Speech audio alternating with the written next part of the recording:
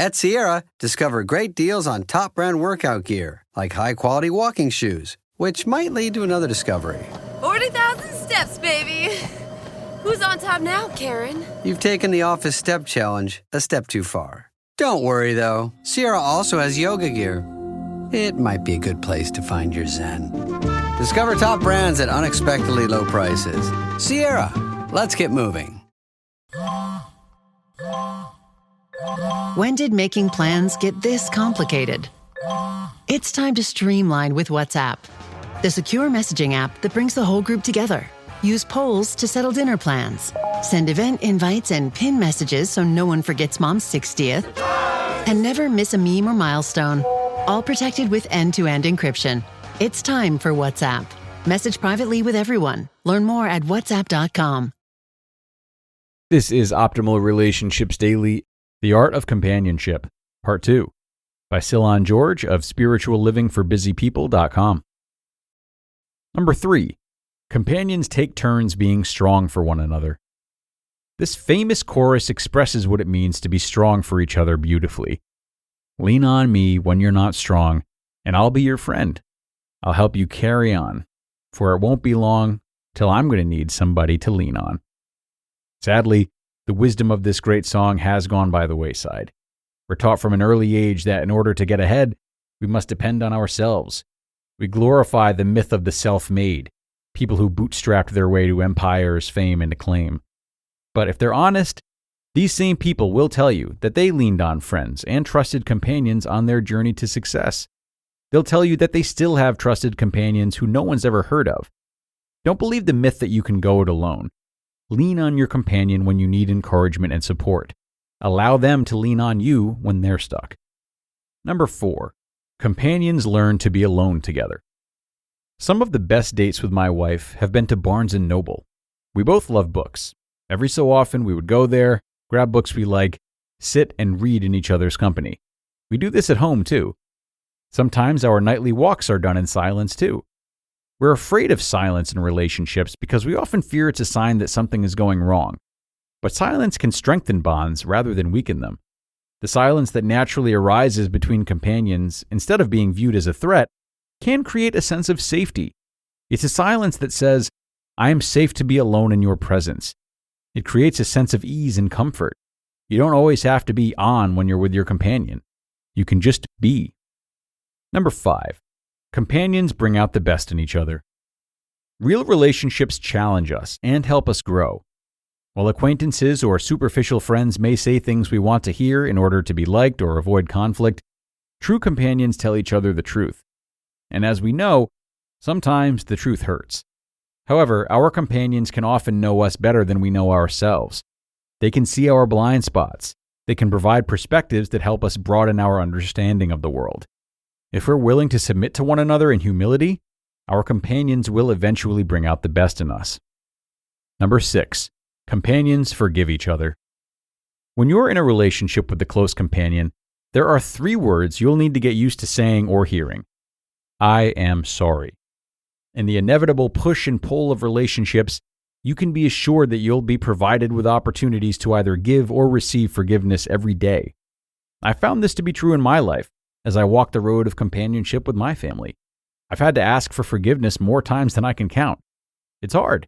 It's humbling. But it's necessary to keep relationships alive and thriving. As the Dalai Lama wisely said, quote, marriages, even the best ones, perhaps especially the best ones, are an ongoing process of spoken and unspoken forgiveness. End quote. Number 7. Companions need space. Certain types of companionship, such as marriage, are exclusive, but relationships suffer when companions are overly dependent on one another for their needs. There must be space for partners to meet their individual needs through self-care and companionship with others. A rich and varied life is one within community, and appropriate companionship outside marriage will only enrich the bond you hold with your partner. Even the best of companions need to be not just alone together, but alone. This can be a hard truth to accept, especially within marriage and long-term relationships. Like silence, the desire for alone time can spark fears of rejection. Nobody writes more eloquently on this point than Rilke, who said, quote, A merging of two people is an impossibility, and where it seems to exist, it is a hemming in, a mutual consent that robs one party or both parties of their fullest freedom and development. But once the realization is accepted that even between the closest people infinite distances exist, a marvelous living side by side can grow up for them, if they succeed in loving the expanse between them, which gives them the possibility of always seeing each other as a whole and before an immense sky. End quote. Number 8. Companions love each other. And so we've come to perhaps the most important point of all.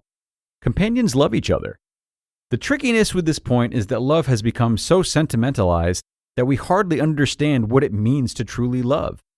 Love is not primarily about feelings, though feelings are important. It's not about goosebumps on the skin or butterflies in the stomach. Love is not soft or wishy-washy. Instead, in the words of Anthony de Mello, love is, quote, seeing a person, a situation, a thing as it really is, not as you imagine it to be, end quote. When you can see your companion as they are and accept them without trying to conform them to your image, you're loving them.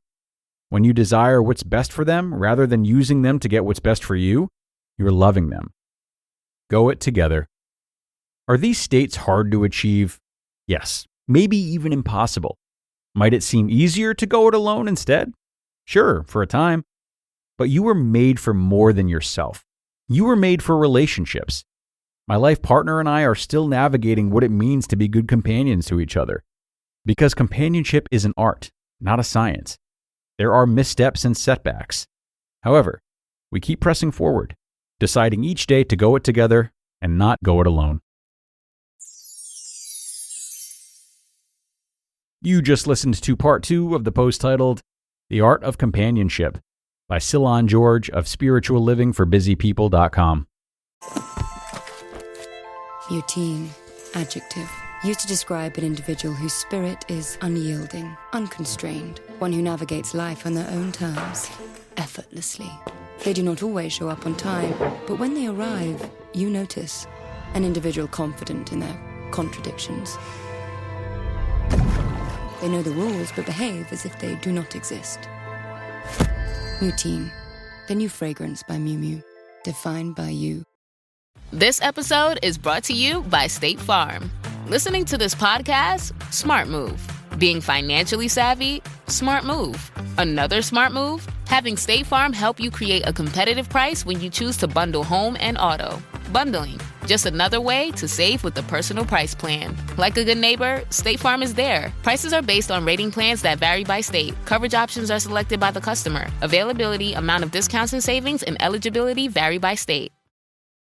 And that'll do it. The conclusion of Cylon's post, which I thoroughly enjoyed from the beginning yesterday all the way through the end today.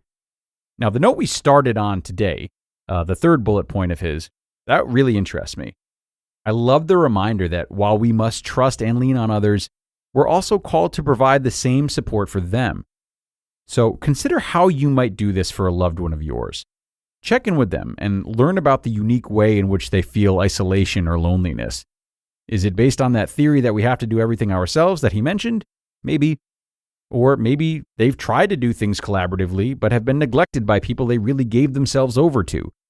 Whatever the case may be, take time to learn about this and explore together how you can best comfort them and do your part to maintain a really strong companionship between the two of you.